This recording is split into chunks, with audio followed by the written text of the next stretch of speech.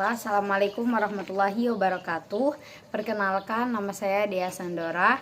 Saya dari kelas 5D. Di sini saya akan menceritakan tentang asal-usul Kecamatan Tua Negeri yang ada di Kabupaten Musirawas. Nah, baiklah. Pada zaman dahulu, masyarakat di Musirawas hidup tenang dan damai. Semua kebutuhan masyarakat terpenuhi karena banyaknya sumber kekayaan alam yang melimpah. Nah, mayoritas mata pencarian masyarakat yang ada di Musirawas itu adalah petani.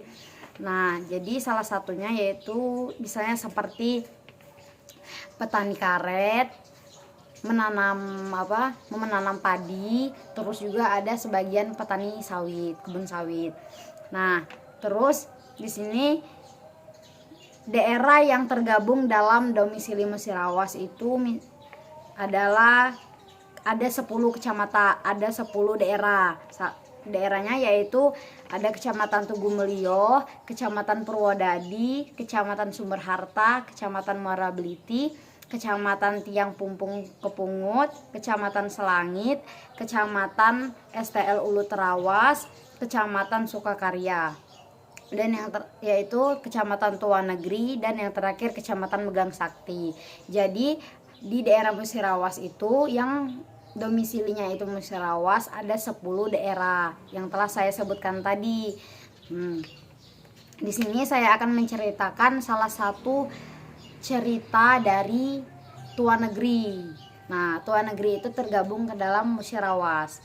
Nah, zaman dahulu di Musirawas itu ada khususnya di daerah tempat tinggal saya yaitu Putunang. Nah, pada zaman dahulu itu ada seseorang yang asalnya bukan dari Musirawas, dia itu merantau ke Musirawas. Daerah tempat tinggalnya itu dari Bengkulu atau Rejang Lebong. Nah, jadi pada zaman dahulu dia merantau ke Musirawas melalui jalur air. Nah, di jalur air ini ia menggunakan rakit. Rakit itu adalah sebutan orang yang ada di Musirawas, yang mana rakit itu terbuat dari bambu yang dianyam dan bisa dinaiki. Nah, terus seorang perantau ini tadi, sebut saja namanya itu adalah Depati. Nah, Depati ini dia tidak sendirian, dia itu bersama cucunya laki-laki dan 1 ekor ayam jago. Nah, ayam jagonya itu dulu itu disebut dengan ayam jago bruge. Nah, jadi terus Depati ini bersama cucu laki-lakinya dan 1 ekor juga ayam di pertengahan sungai. Jadi dia itu menyelusuri sungai yang ada di Musirawas itu. Nah, jadi sudah sampai di pertengahan sungai, cucunya tadi itu cucunya si kakek ini tadi tuh, Depati itu berkata kepada ini kakeknya, berkatanya seperti ini, katanya, kita ini apa tidak istirahat, seperti itu kan. Saya sudah capek mendayu rakit ini dari ujung sudah sampai sini, apa kita tidak bisa istirahat sebentar, dia berkata kepada kakeknya. Nah, menyusuri sungai, lalu sang kakek berkata, kita akan beristirahat di sini sebentar. Tapi kakeknya tadi itu langsung berkata, kalau misalkan selama kita beristirahat di sini, kalau ayam jago ini berbunyi atau berkokok, maka daerah yang kita singgahi ini akan menjadi tempat tinggal kita untuk selamanya, kata sang kakek tadi berbicara kepada cucunya. Nah, tidak lama dari itu omongan sang kakek itu tadi jadi kenyataan. Ayam bruge yang dia bawa tadi itu berkokok sangat lama di tempat yang mereka singgahin tadi.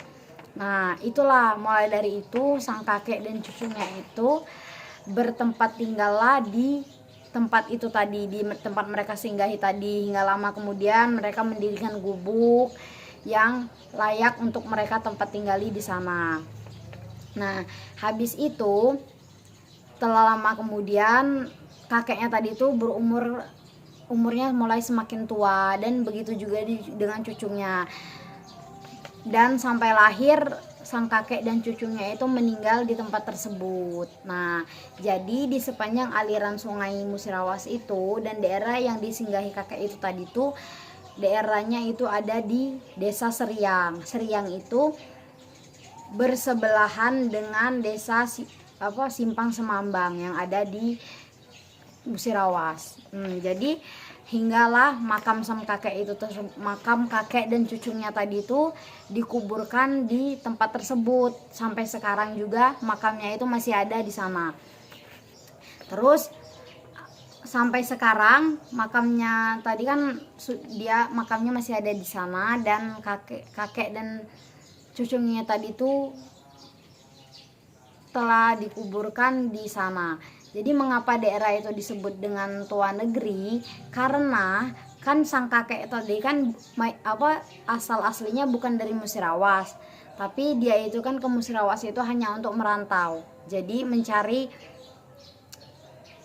mencari tempat tinggal, datangnya dari Rejang, Lebong tadi tuh datang ke Musirawas. Nah, dia itu merasa betah, dan itulah dia tinggal dan membuat rumah di sana. Itu disebut Tua Negeri. Tua itu kalau misalkan bahasa kami itu disebut kayak misalnya seperti di mana tempat yang ditinggali atau apapun itu memberikan kenyamanan bagi orang yang datang ataupun tinggal di sana. Itulah disebut Tua Negeri.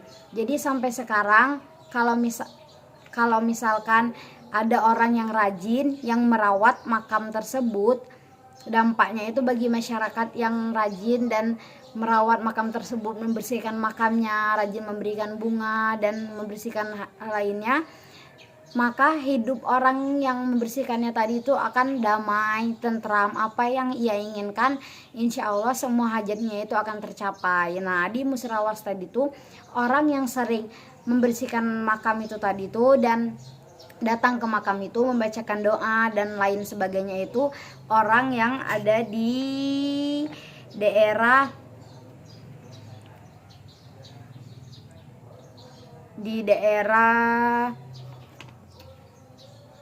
Rubuk Lumbai. Nah, jadi itulah sekarang terkenal kalau misalkan orang yang ada di daerah Rubuk Lumbai dan sekitarnya Musirawas itu dia hidupnya tentram dan damai. Apa yang ia inginkan itu tercapai. Makanya banyak orang yang ada di daerah kami itu kalau misalkan ada yang ingin calon DPR atau bupati itu tuh, kalau misalkan dia rajin membersihkan makam itu tuh, insya Allah apapun hajat yang dia inginkan itu akan tercapai.